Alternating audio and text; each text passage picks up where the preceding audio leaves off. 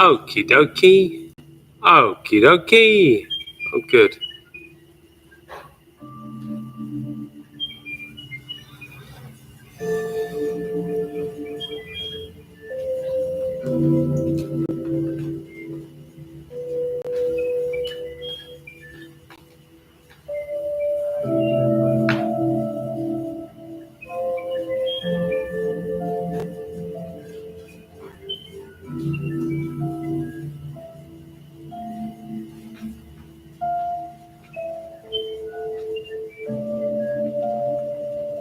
Morning, Sarah.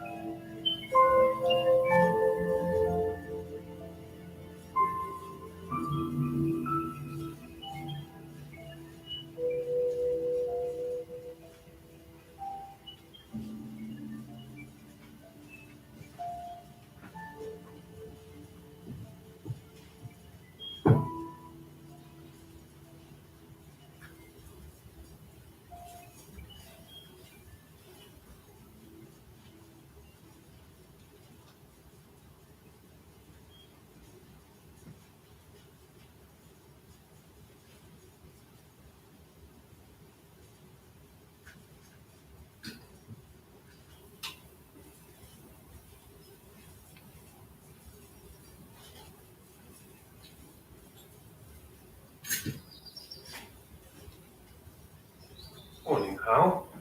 Good morning, James.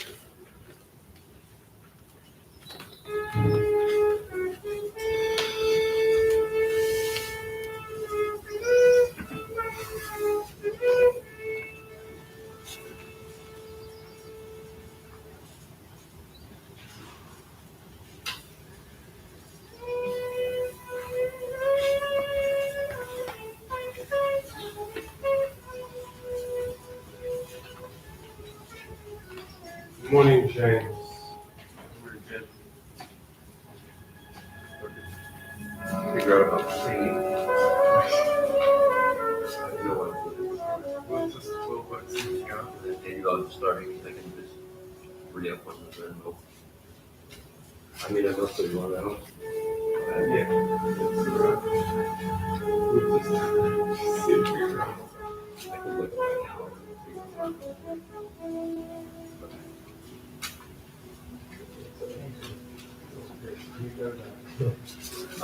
Hal and Sarah, I'm going to show you something. These guys already kind of know this bit. I'm going to show you something first of all, because today is going to be there's going to be a bit of focus on flippering, particularly with the upper limbs, and we may do lower limbs next week, but I'm going to do flippering with the upper limbs this week.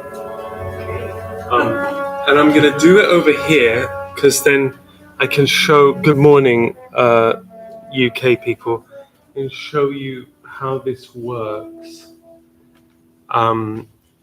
using this. So come on, I'll show you something here. I need to get a better lighting. So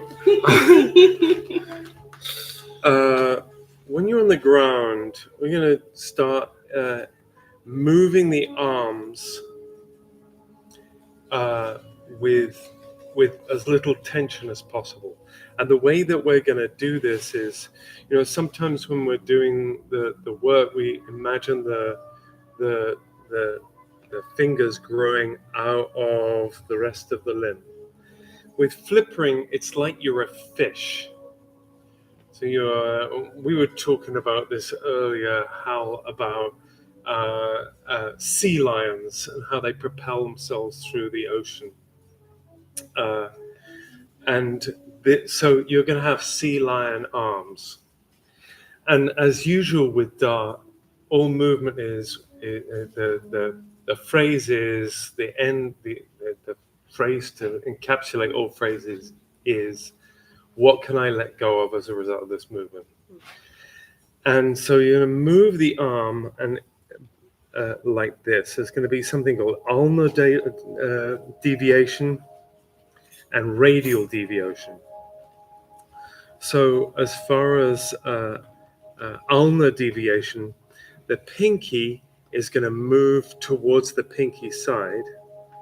It's just going to creep across, and you're feeling with the ends of the tentacle fingers across there. And then it's going to rest into gravity. And then the wrist is going to move towards the ulnar, towards the pinky side. Then the pinky, you see how this goes? Okay, so, and as this works, what you're aiming to do is to use the sense of the connection with gravity to move, to allow the fingers to grow into that position. And then, allow the gravity of the fingers to come into there to allow the wrist to move in that direction. So flippering. And we're going to do the same in the other direction. So this is radial deviation, where the thumb moves towards the thumb side, and then the wrist goes in that direction. And the interesting thing to note with the whole arm is what comes off the ground, off the planet, as a result of tension. So if I'm in a state of tension when I'm moving that, I'll feel lots of bits just coming, like my wrist has almost completely come off the quasi ground there. So, and the rest of the arm is you're going to try and let be as free and floppy and earthbound as possible. Is this making sense? Yeah. It'll make probably more sense when you're on the ground. Yeah. When you don't do it.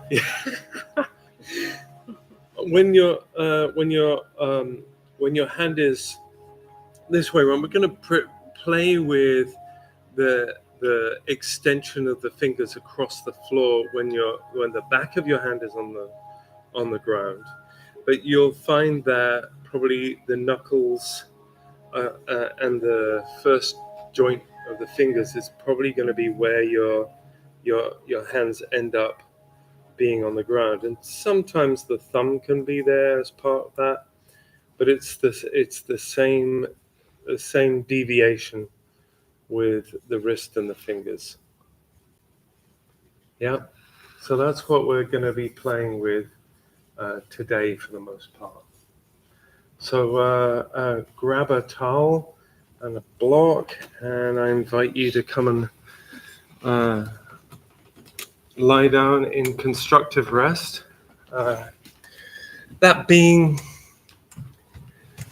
with your feet on the floor, your knees feeling freedom up towards the ceiling.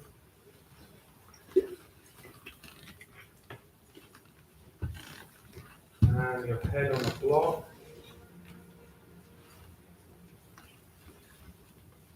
And if need be, head on the block.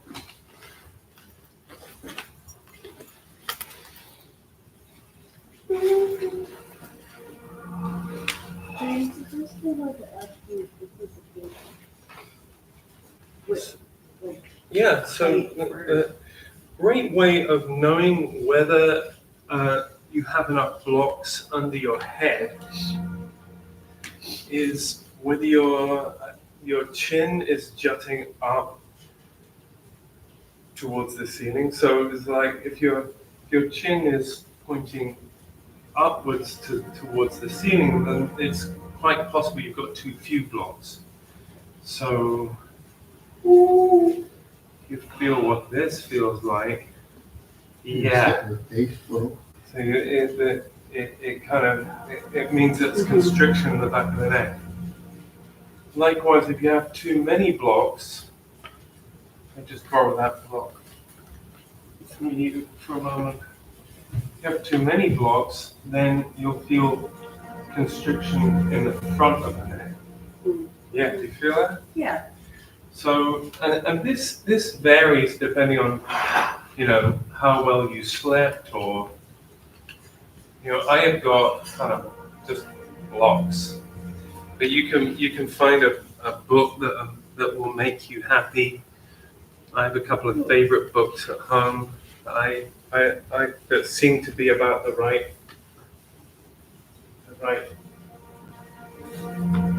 thickness for me.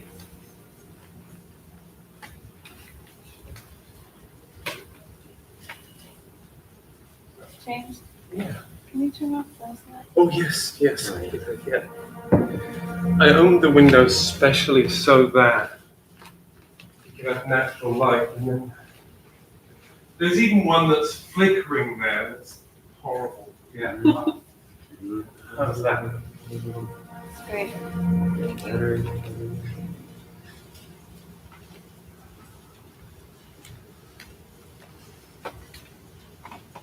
Is that all right if I use my hands? Let me know. Yes.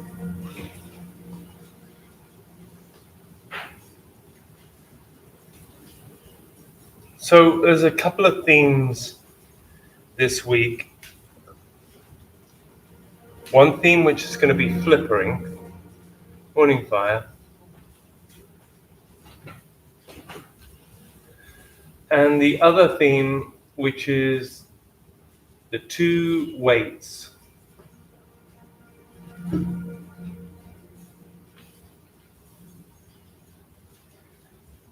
There is the weight that is your relationship with gravity.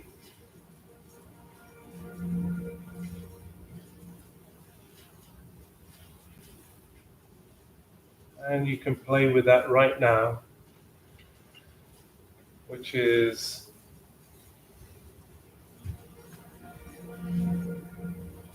the downward force on the points which are in contact with the ground, with the earth.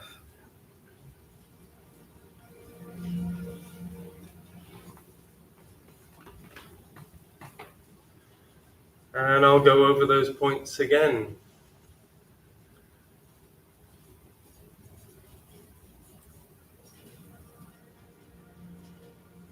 Point at the back of the head.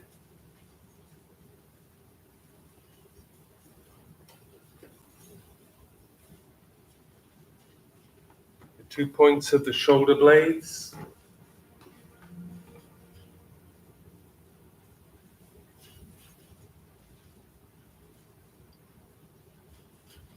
The elbows.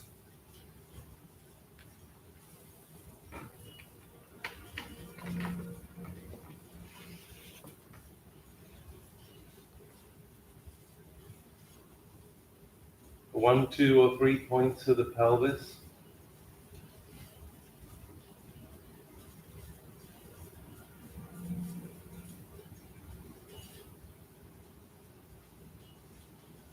The heel.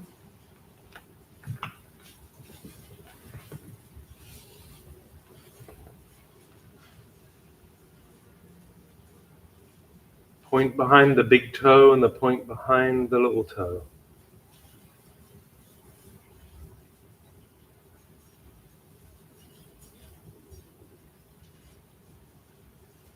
those contacts with the floor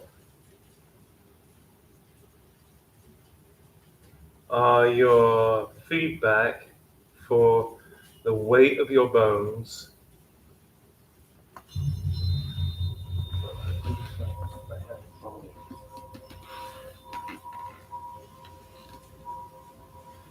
The weight of your muscles.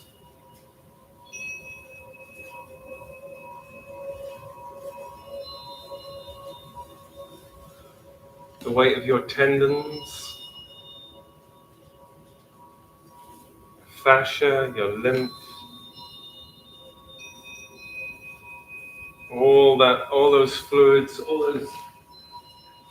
lymphatic of your lymphatic system,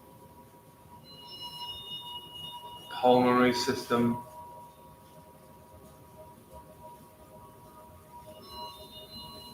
blood vessels, arteries. Really let those points on the floor be conduits for releasing into the floor. You really get a sense of the weight of your body.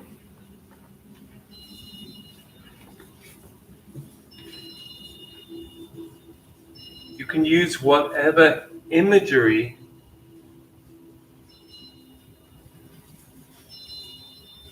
comes to mind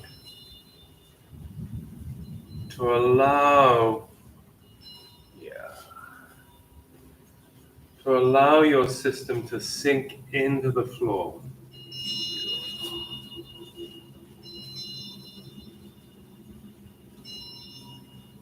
Yeah.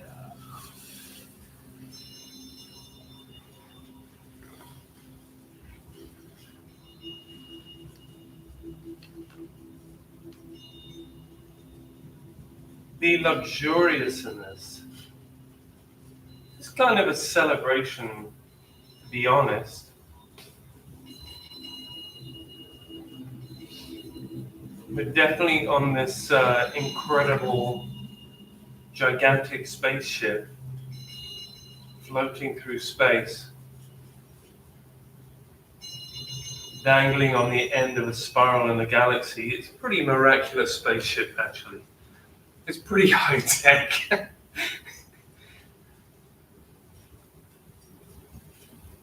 And there's a gravity system that's always on that we have access to all the time.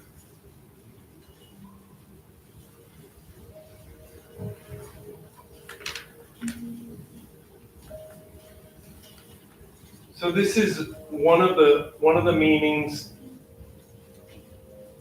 of the word weight. The other meaning of the word weight is waiting.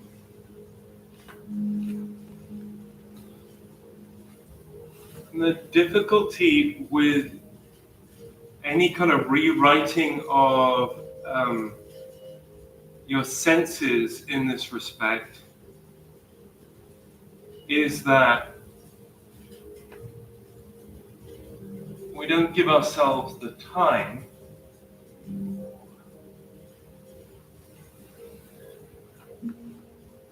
to let the body readjust, to let the body relearn, to let the body sink into the floor, to let the scanning system go through the whole body and say, okay, what can I let go? What can I allow into the floor, into gravity?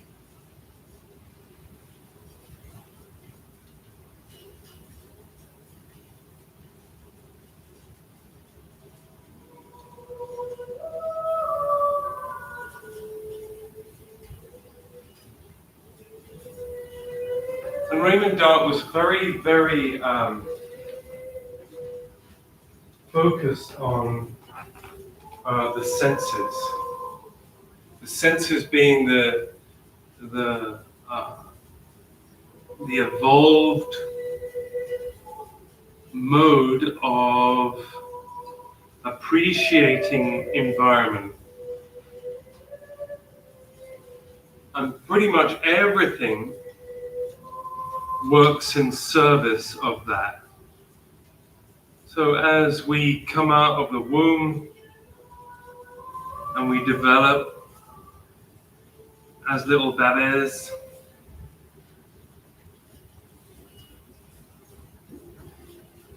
movement, want, desire, everything is pre-patterned according to the senses.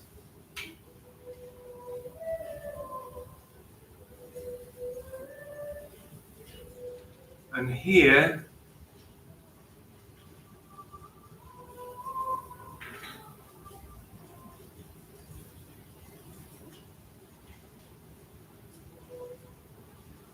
we are taking the opportunity to reconstitute those sensory perceptions. So, reading an interesting article about the senses and how we have continual pattern matching according to sensation. So, on a subconscious level, you're already associating a peculiar thing or a sense or a sight, sound, taste. You're already pattern matching from the very moment you see something or you feel something or you touch something. Which is a pretty good thing, really. You know, it stops you wearing a carpet, or it allows you to avoid eating a chair. So you have a set of pattern matches which go that the chair is not food, which is great. It's a pretty good survival mechanism.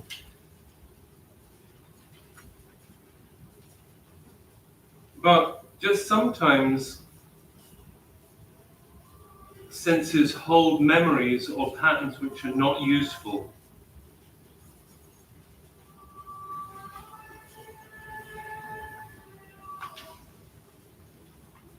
And so in this situation where you're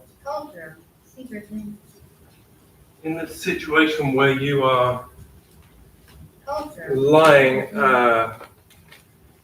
in constructive rest, letting go, you are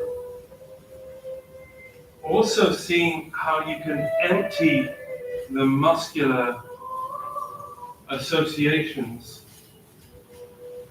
so that as you give in to gravity, you can wait until there are no associations. There are no tensions that are attached to that particular or peculiar muscle. You can allow thoughts just to drift away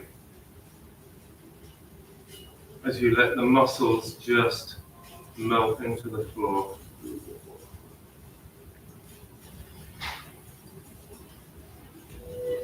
And this will become even more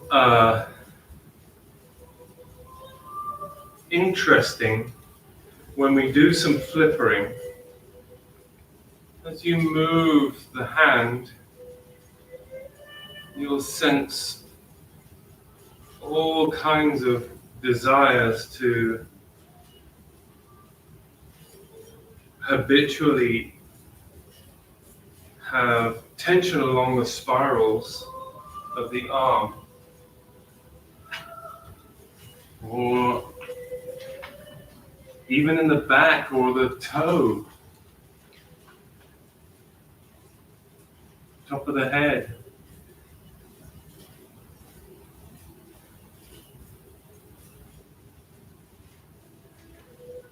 So sometimes when we're making a movement, it may be worth just pausing and allowing, waiting for the associations to drift away or the muscle tension to drift away.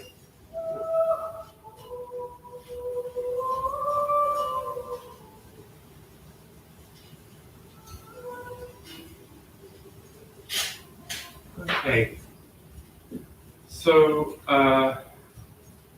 the first thing that we're going to do is we're just going to allow the fingers to look for the ceiling.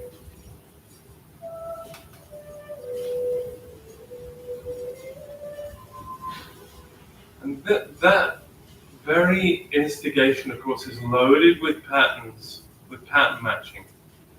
So I can give you some images that you might want to use, or if they're not useful, you can use other images.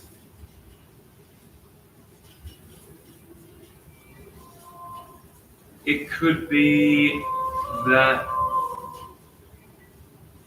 they are like seaweed, and the seaweed growing up towards the light. It could be that the ends of the fingers are like the end points, the tentacles of an octopus. They are feeling around. Or it could be a sea anemone. Or it could be that they have eyes on the ends of the fingers like the extended eyes of a snail.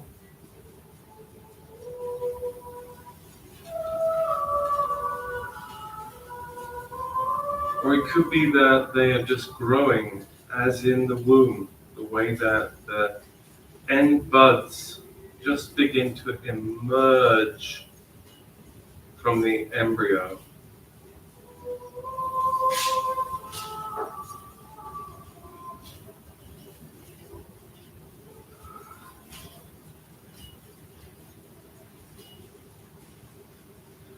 And as you go into this movement, see how you can allow the weight of the arm to maintain a connection with gravity. I'm going to keep coming back to this idea of the weight of the structure giving you feedback, direct feedback.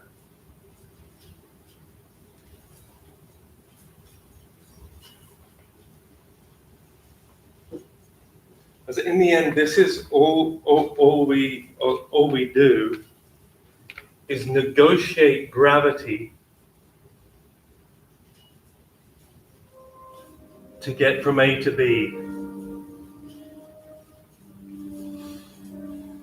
So is it possible to release right the way down? That's great. To release right the way down the structure of the arm into the rest of the structure of the body. So that your shoulders are not involved in this. In fact, if anything, the shoulders are like the roots that are attached to the floor. They're like the water kelp that clings onto the rocks at the edge of the ocean.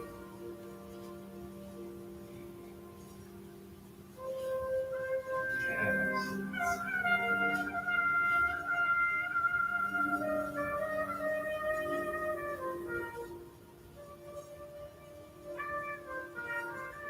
You can continue that extension up towards the ceiling, and as elbows come off the ground. Yeah. You're going to let the weight of the elbow continue to sink into, so you're using the weight of the elbow and the forearm and the humerus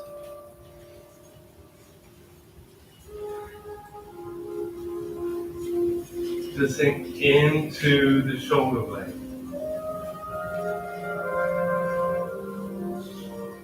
Yeah. Yeah. You feel this? Yeah. Yeah.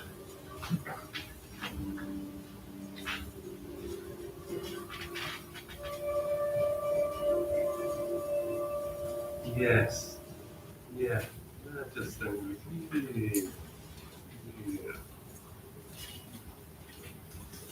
Yeah. Interesting. You can play with this a little bit by theoretically, if the weight is coming down into the shoulder, and tell me if I'm making this up, Hal. As the weight comes down into the shoulder, then the joint frees up. If you're using gravity. Yeah, exactly. So this is I would suggest this is the system. That gravity is not designed in our bodies to pull us down into the grave, but it is designed to allow freedom of movement around the joints, and particularly the top joint, but around all the other joints. And so our negotiation with gravity is liberating. Okay. Nice. Yeah. So it should feel nice. Does that feel nice? All right, yes. All right, so then gradually going to allow that to come down, and your elbows are going to come into contact with the floor. And as you come down, this should be fun. To see what wants to switch on as you come down. So as your elbows come down to meet the floor,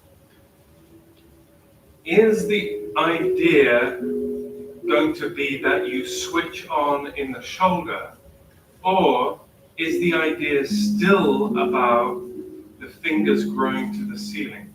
And you can play with the two ideas and see what happens within the structure.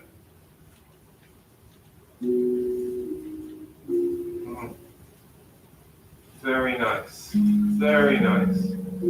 Okay, and then bring the backs of your hands down onto the floor by your hips. So you're just gonna let that, yeah.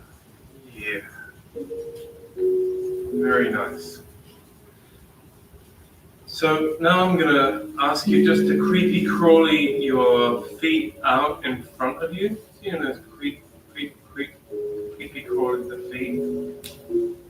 And when the toes are no longer in contact with the floor, you're then going to creepy crawly your heels out. So you're gonna extend the foot and then flex the foot so that the heel creeps out of the floor. Very nice.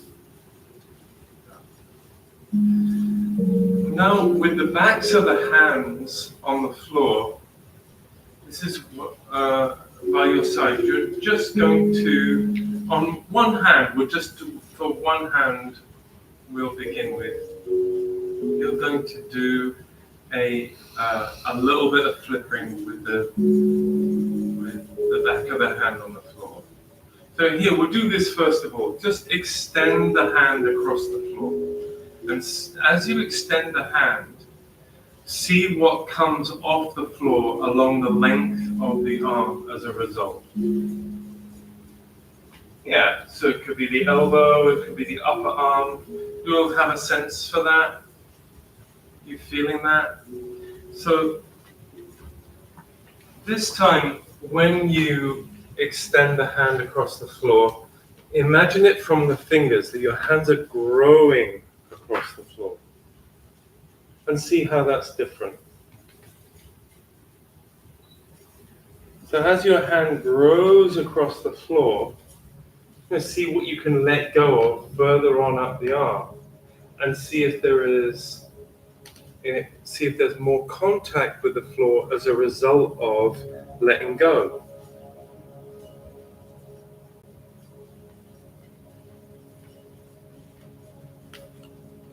And then you're just going to allow the knuckles to lie on the floor and let the weight of the hand just sit on the floor. See what you can release completely in the hand. You're just going to allow the fingers to be released and let the palm of the hand sink down into the floor. Palm down or palm up? Palm up. Yeah.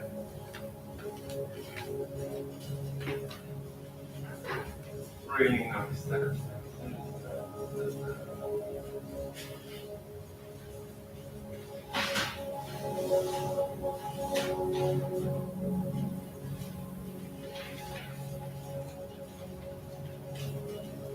Yes.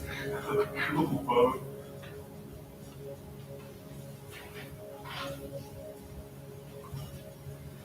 Yeah,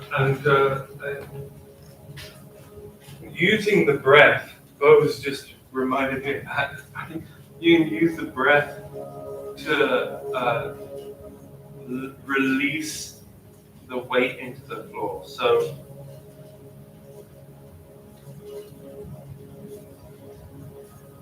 if you're looking for tension along the length of the arm in this position, just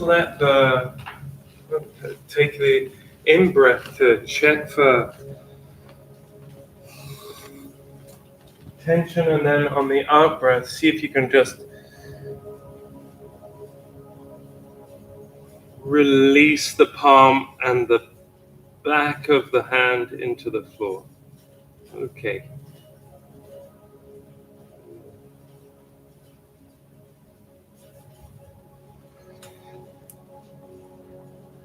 Okay, so you're gonna bring the thumb side up towards your ear. So you're just gonna, that's it.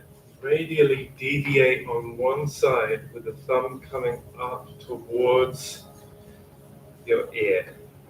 And then you're going to place the knuckles down, and then see if you can swivel on that to bring, yeah, it's just a little movement. Yes, that's great. And then you bring the thumb up. It's not going to go far.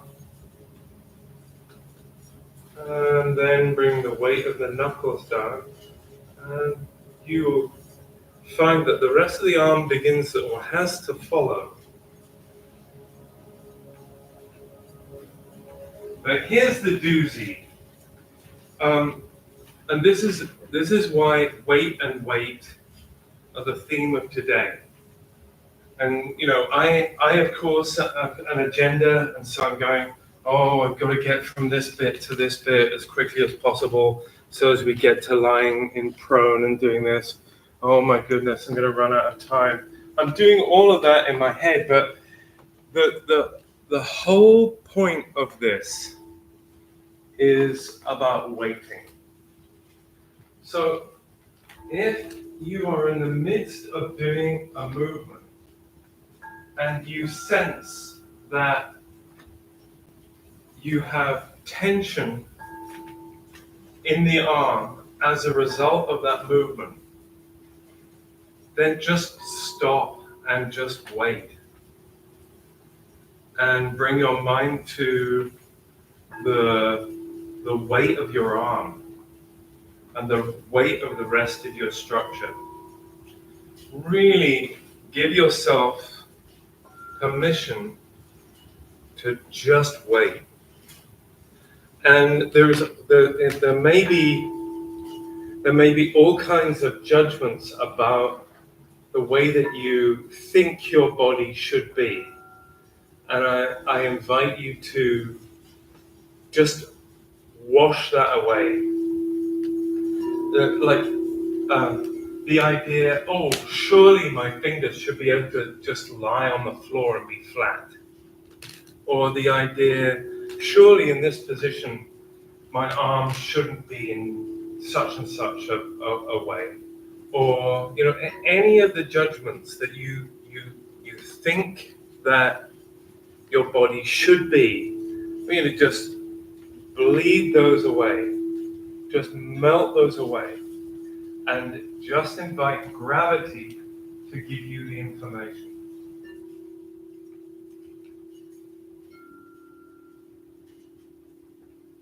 There are two things at work. First of all, gravity. Second of all, release into lengthen.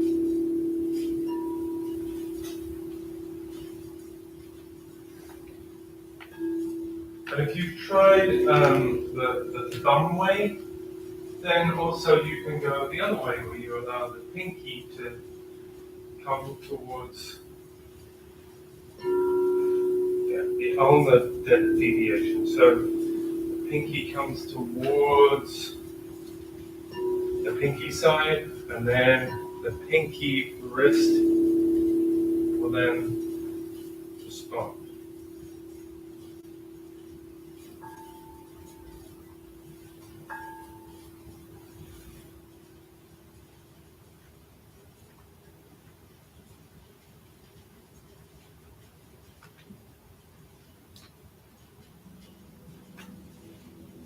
And when you've done one side, then you can experiment with the other. But before you do move on to the other side, if you've been working on one side, just see what one side feels like in comparison with the other. See what sensations have changed.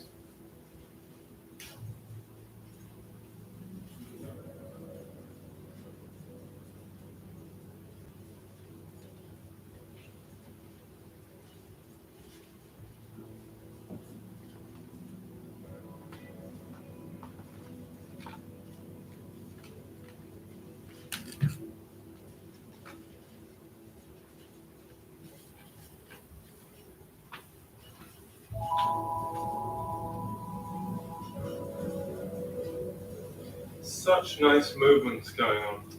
Really, really.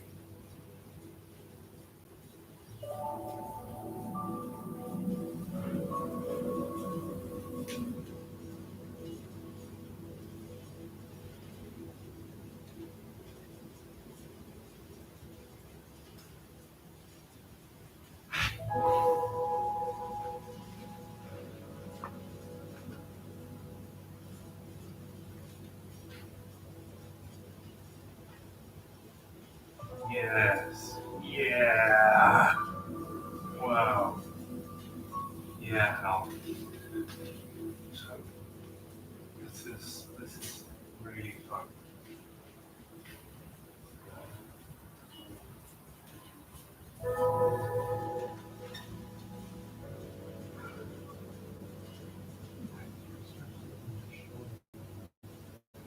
That's okay. So pause here.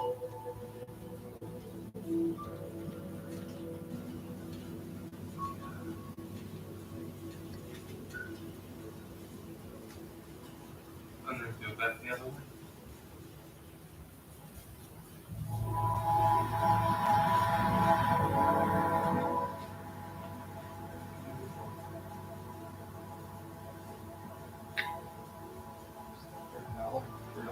Wow. Actually, all the movements are pretty gorgeous. But if your arms get up above your head and it's like that's far enough, or you're then feeling your shoulders come off the ground as you get up there, then just go back the other way.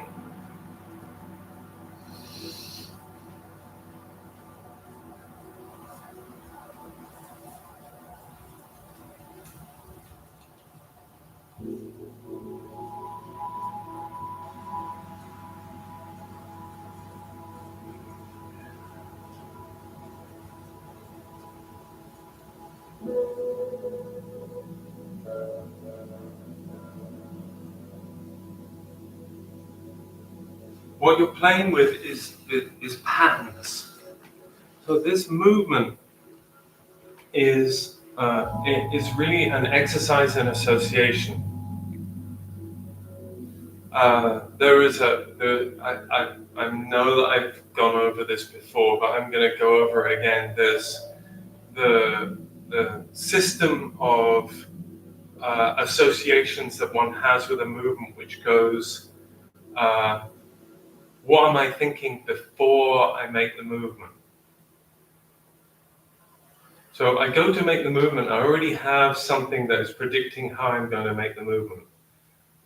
So is it possible to let go before you make the movement? Then as you're moving, can you maintain release as you make the movement?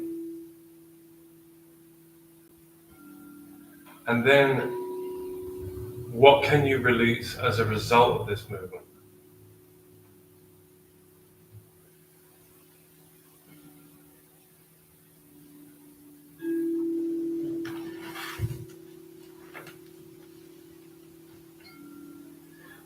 That can get really micromanaged.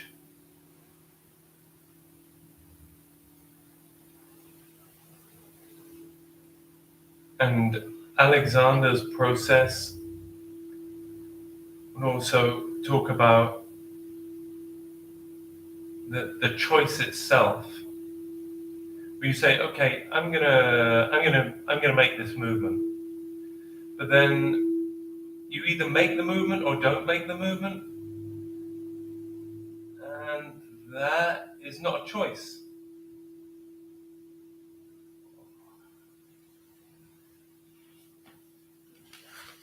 You either make the movement as you used to do it.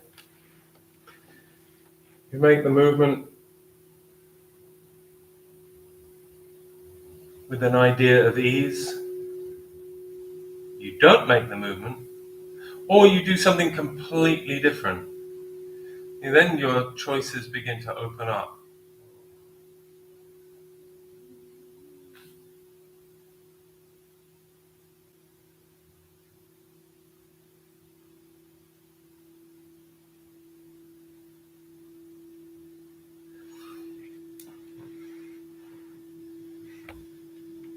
What I find exciting about this work is that it is about autonomy. Because I can just suggest things, but actually the idea is that you discover options that you had forgotten.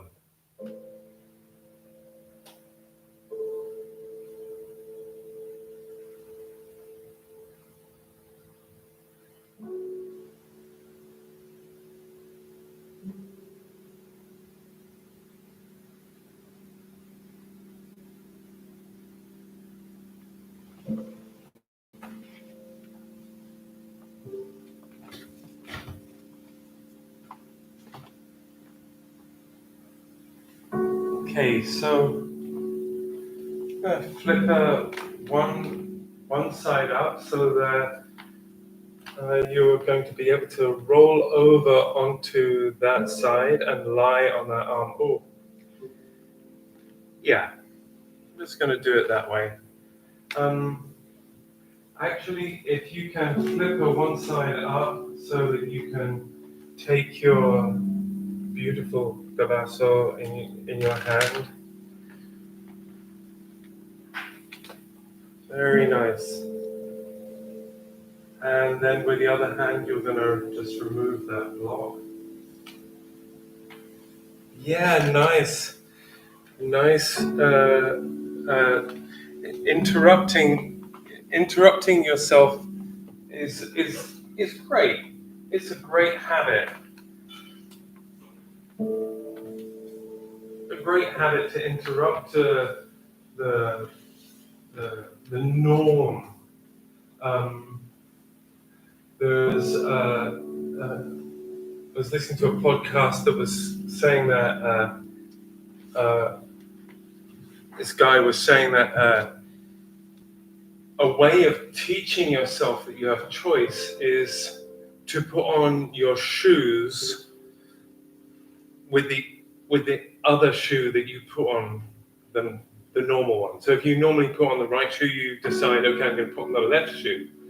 Or if you eat with your fork in one hand, you decide to eat with your fork in the other hand. And it sounds banal, but the idea is that you reprogram your neural pathways into the concept that you have choice. You have choice about everything. And you having that choice actually is really important for self-esteem, for autonomy, for self-knowledge, for self-safety.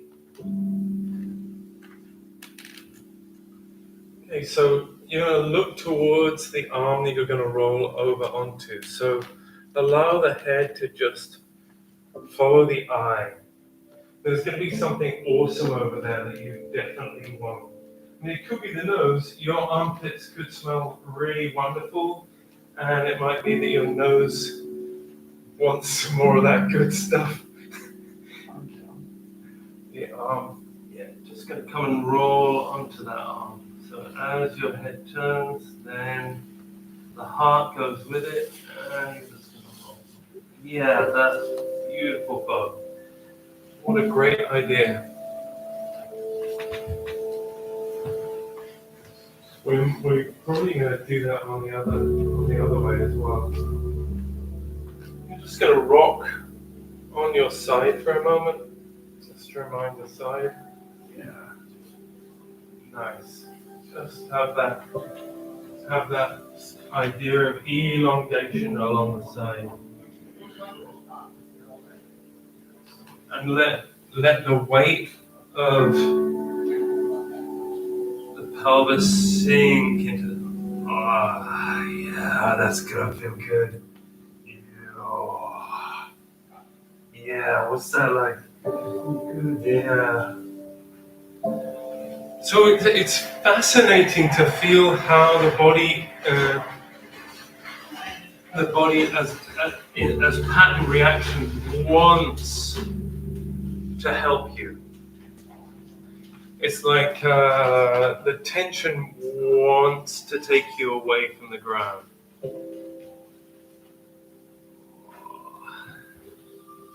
Yeah, there you go. So what's it like to just say, okay, here's the ground, nice. Yeah. Wow, James. Yeah. And then in your own time, you're going to look the other way. So you're going to roll back onto your back. Yeah. Yes. Great. Yeah. Feel your spine go all wiggly there?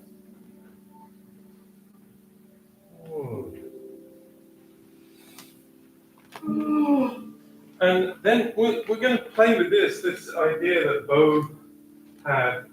We're going to roll over onto the other arm. But you're going to bring your hand up behind your head.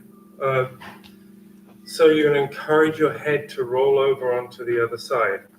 So you're going to look, and you're just going to use your hand right here, and just going to give some encouragement. Yeah. And that way you can just remind your neck to be free along that spiral. Nice.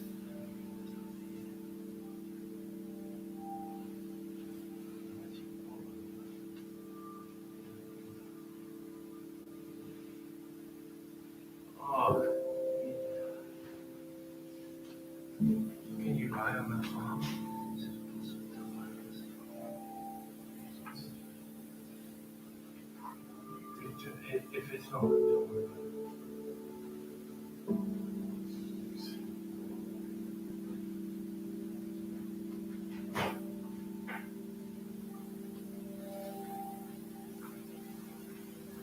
Nice.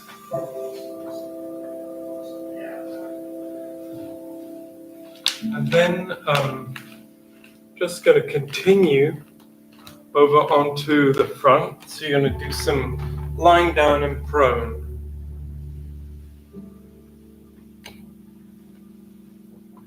And you may have to shunt yourself onto your center a little bit. And you know, even then, that's a kind of fun instigation to see what you can release as you shunt onto your front. And Sarah, if you could come a little bit, yeah, if you could come this way a little bit, because what I'm going to do now is, yeah, a little bit more. And James, if you, because we're going to flip once we have our hands by our heads. Oh, this is good. This is good. This is good, James.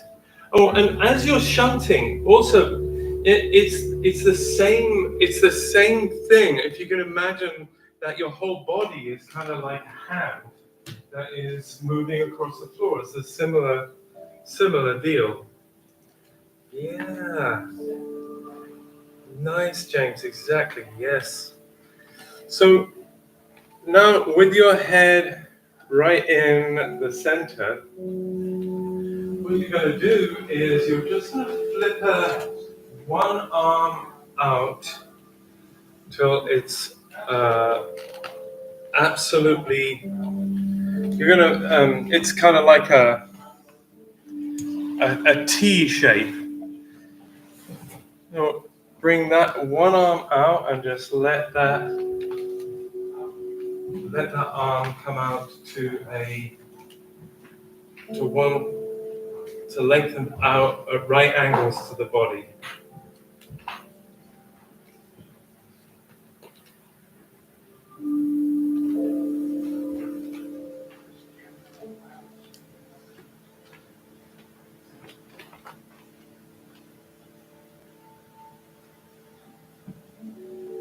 And when that's extended, you're going to do the same on the other side.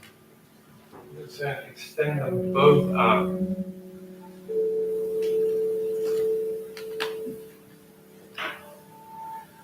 And if you can have your forehead in the middle, that's fine. If it's uncomfortable, then turn your head one way or the other.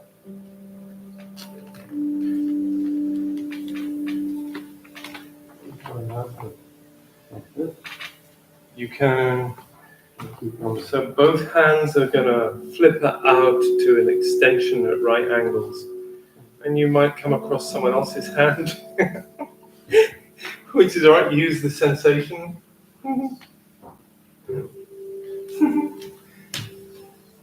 And here's the fun challenge here. When you are face down in this position, you're just going to see if you can allow the neck to lengthen and the shoulder blades to sink away so the back widens.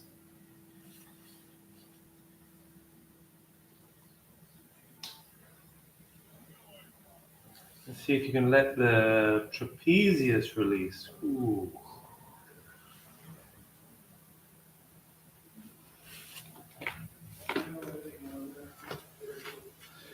And I'm going to suggest that this is tricky. And this position, I am suggesting, is one of the great examples of the question of waiting and waiting. You're just going to give yourself enough time and permission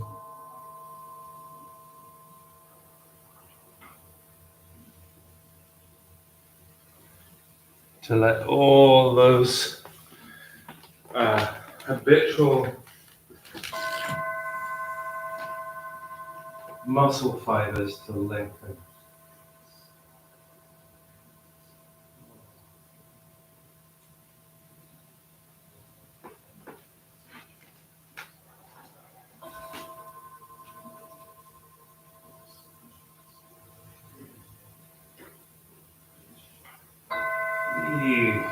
Yeah, nice.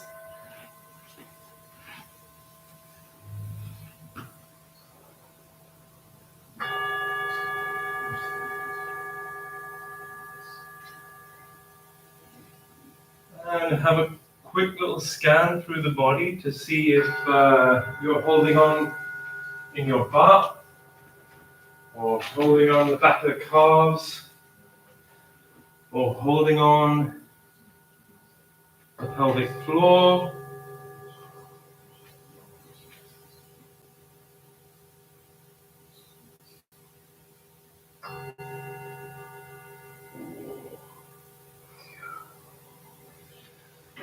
Holding on in your tail. Can you allow your tail to melt away?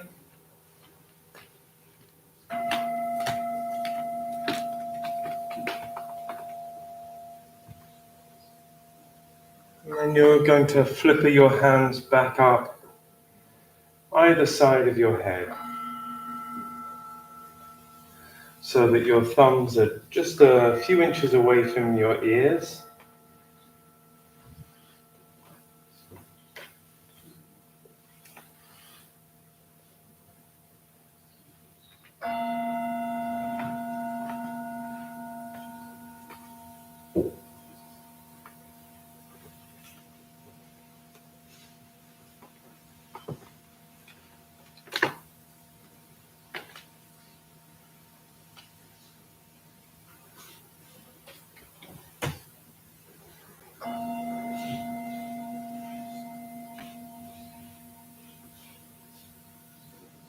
And then press back on your palms, and you're going to feel the back of your head,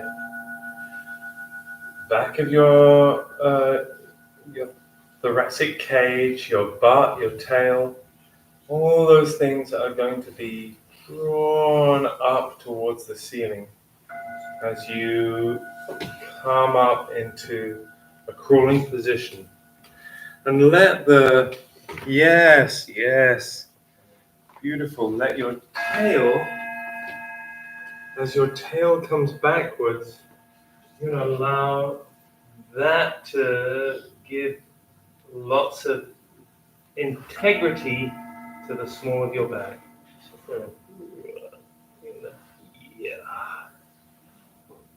You press. You bring this here and then press down. So your arms are going to help. Yes, there you go. Yeah. Cool.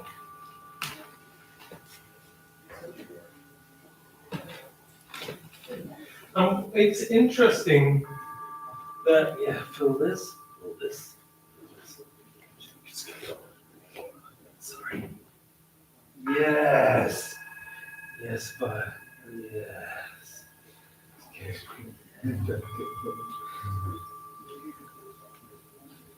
Yes.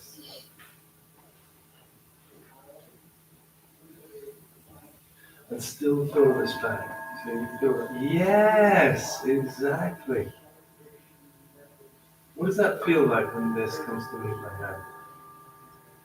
Does it feel like right. Yeah. Collapse it. Let it go the other way. Yeah, can you see what happens, particularly in here? Okay. Gosh, Will. Yeah. And tuck your toes under. You're just going to continue back. So you're going to then be in a kneeling position. Yeah, very nice. And you're going to bring your head up over your spine. Now there's two ways of coming up from here. You can either bring one leg forward into a crouch position and continue up. Or if you want to play this game, you continue back and then just let your knees come up and away into a primal squat. and then let your heels come down, and then continue up. Yeah.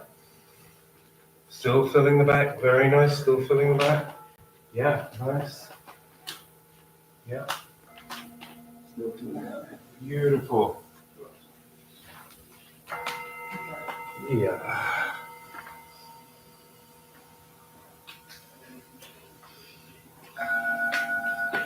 And so from this position, just having had the arms out to the side, just going to allow the feeling of the head being on top of the structure, the back being full, and then asking yourself how this structure feels just hanging off the central pole. So you've had this work of, yeah, exactly, yes, of letting the shoulders release and letting the shoulder blade release. And its connection with the very end, of the fingers. So the fingers are going to drip long. Ooh, yes.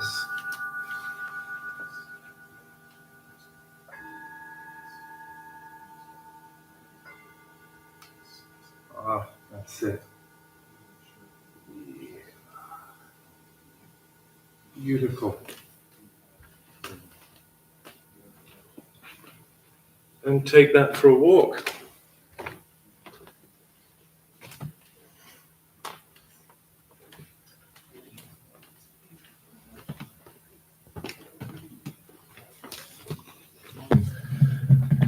Thanks for joining.